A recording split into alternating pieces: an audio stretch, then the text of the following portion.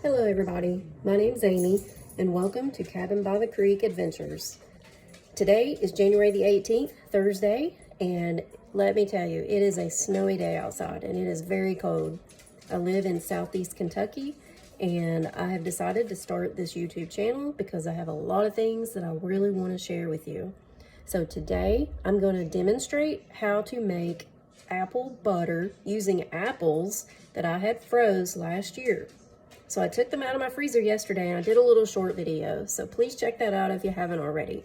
Also, I'd like to invite you to subscribe to my channel, like, and share. That way we can get the word out and I can continue coming up with content that I think would be useful and beneficial to everyone. I love to can, I love to preserve food, not just canning, but using other methods as well. So hopefully I can do videos on that. My family and I live in the country. We sort of live in the Cumberland Plateau foothills of the Appalachian Mountains, and it's absolutely beautiful. We actually have a small cabin down by a creek, and that's where we came up with our name. We love to hunt, we love to fish, we love to kayak, we love to ride bicycles, we love to do so many things outdoors. Most of all, I've really been learning how to do gardening in the last couple of years. That is a very new passion of mine, and I continue to learn each year. So, hopefully you will enjoy this video. I would love for you to comment below if you have any ideas or suggestions. Maybe you have ideas or different ways that you can apple butter. Today, I'm going to be using a water bath method. You don't have to pressure can apples because there's no meat products in this. So I'm going to be using vinegar, apple cider vinegar, sugar, and cinnamon. Since there's vinegar in it, that is the acid that will help preserve the product for a long period of time. So come along with me as I demonstrate how to do it. Okay, y'all. So to begin with, I've got about 28 cups of apples sliced and ready to go in my pot. And I'm going to add probably about 2.5 to 3 cups of vinegar to the pot. Now, I'm not one to really measure a whole lot. I'm the person that just kind of goes with it. Now, unless I'm making bread or something like that, then yes, I do measure. But anytime I'm cooking, canning, things like that, I just kind of go with it. So, approximately about 2.5 cups of vinegar. Then what you want to do is you want to stir it up together. And then we're going to turn the heat on and we're going to let that simmer for about probably 30 minutes, give or take. And we kind of want it to just kind of evaporate a little bit. Where the apples were frozen, they've got a lot of water in it. So we just kind of want to let that evaporate out a little bit and let that vinegar mix in with the apples. And once that's finished, then we're going to add the sugar and cinnamon to liking to taste. Okay, we've got the apples going, we've got the heat turned on. We want to bring this to a rolling boil, and that's exactly what it's getting ready to do. These apples are starting to get hot. I need to continue to stir because if we don't stir continuously, then the apples could stick and they could burn, and that would not can up well, nor would it taste very good. So we're going to continue, stir these. Once they come to a rolling boil, then I'm going to turn the heat down and I'm just going to let them simmer. I am going to continue stirring them as they simmer, and we want to continue doing this until the apples become like a very soft, tender texture, and they become very like pureed consistency. That's what we're looking for before we add the sugar and the cinnamon. All right, we've got the apples cooked down. Now it's time to add the sugar. So I've got 2 cups here. I'm gonna just dump that in right there. I'm gonna stir it in just a second, but I'm probably gonna go ahead and add about 2 more cups. There we go. And then we're gonna give it a quick stir. And then this is what I was saying, you just have to try it yourself. Some people like it sweeter than others, some people don't like it as sweet as others. I tend to side on medium. I don't like things real sweet, but I don't like it not sweet either. Okay, so I'm going to do a taste test.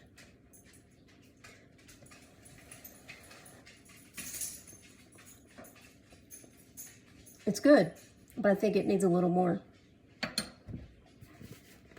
So I'm just going to eyeball it. That's just how I roll. Okay, now, cinnamon. Again, I don't really measure. I'm going to start with 1 teaspoon. No, I'm going to go with 2 teaspoons because it's a lot of apples. Give it a quick stir. And then do another taste test. You know what your family likes. You know what you like.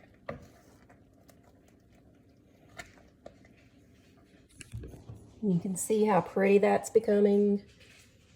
Isn't that just beautiful?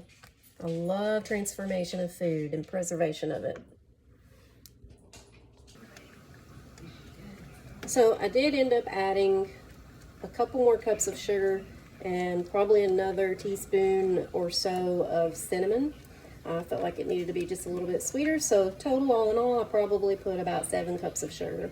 Now, I know that may seem like a lot of sugar, guys, but really think about it. When you're dipping some of this out on a hot biscuit, which is how we like to eat it, you're not eating that much at a time. And it's going to take us a long time to eat all this up. So yeah, it's a lot of sugar up front, but when you're eating it like at a tablespoon at a time, it's really not that much. So we're just going to enjoy it just like it is. Now I'm just going to let it simmer for probably about 30 more minutes. And in 30 minutes, I'm going to turn the heat off. I'm going to have my jars hot, sanitized, my lid sanitized, and ready to pour the apple butter into the jars. I'm going to have my pot ready, boiling, so that the jars will be ready to put down in the hot water bath so that the jars will seal. Okay, we are ready to start pouring the apples into the pint-sized jars. That's what I have here. What I've done is I have decided to use pint jars because I just feel like that is the best size for me and my family to use. So what I've done is I cleaned and I washed these very well, and I also scalded them in really hot boiling water. So they're ready to go. I've got this, which is a very handy dandy tool. I have this little doodacky, which has a little magnet on the end of it, and it is so cool. All you do is you pick up your lids with it, so that way that helps eliminate cross-contamination. Also, we have this little doodad, not sure what it's called, but it is a canning device. This is very useful for picking up the jars, placing them in the hot water bath canner or kettle, and for also raising them up after they're canned. That's really nice. So let's get started. So what I'm going to do is I'm going to take my jar and I'm just going to start dipping the apple into my jars. Now, what we want to do, you can see as I continue to pour some in, I want to leave about 1/4 of an inch of headspace, okay? That's what you want to do. So I'm going to continue filling all these up, and we'll be back in just a moment.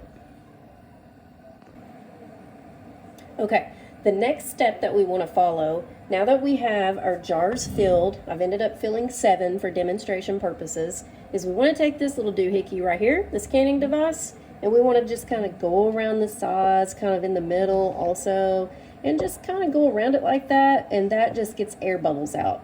So we want to go through each jar and continue to do this because we don't really want any air pockets. Then, once we're finished with that, we want to take a paper towel, a clean paper towel, and dip it in some vinegar. It can be white vinegar, apple cider vinegar, whichever one you want to use. And just like this, And you want to wipe the rims. That gets any excess apple butter that may have spilt around the rims, because the lids may not seal if they're not cleaned properly. You don't want any residue around your rims.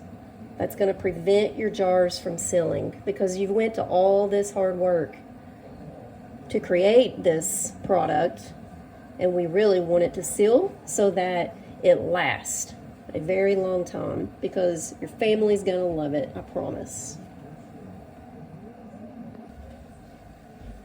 We have our lids ready. They're hot. They've been sanitized as well. Remember, I like to use this little device. All you do is just pick it up with the magnet and then just slide it on top.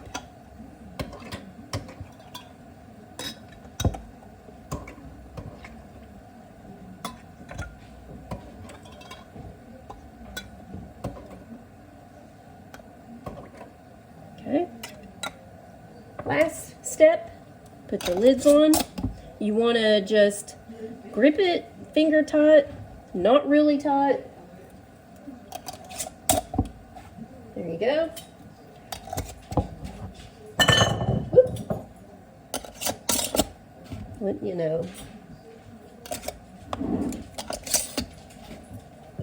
And we are ready to drop these down in our boiling hot water bath kettle. Okay.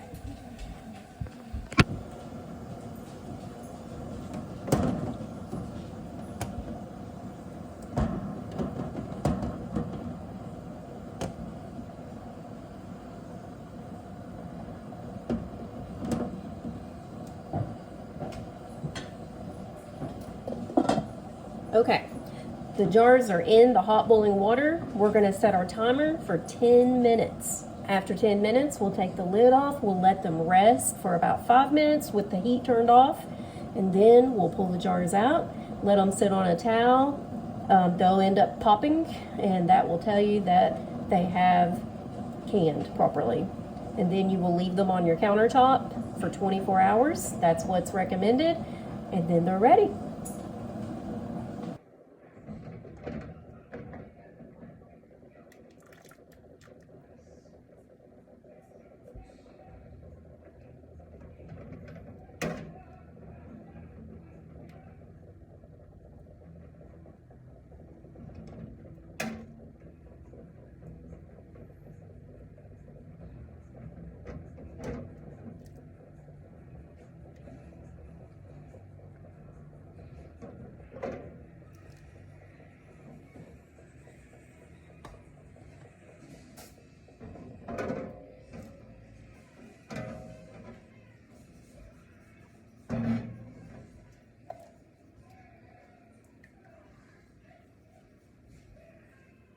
Now, we're going to put the last 7 jars into the pot.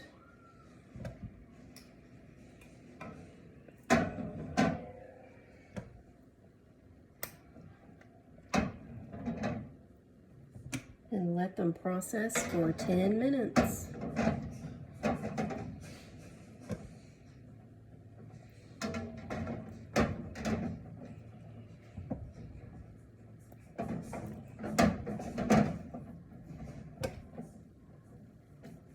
Last one. Put the lid on, turn the heat back on, start our timer.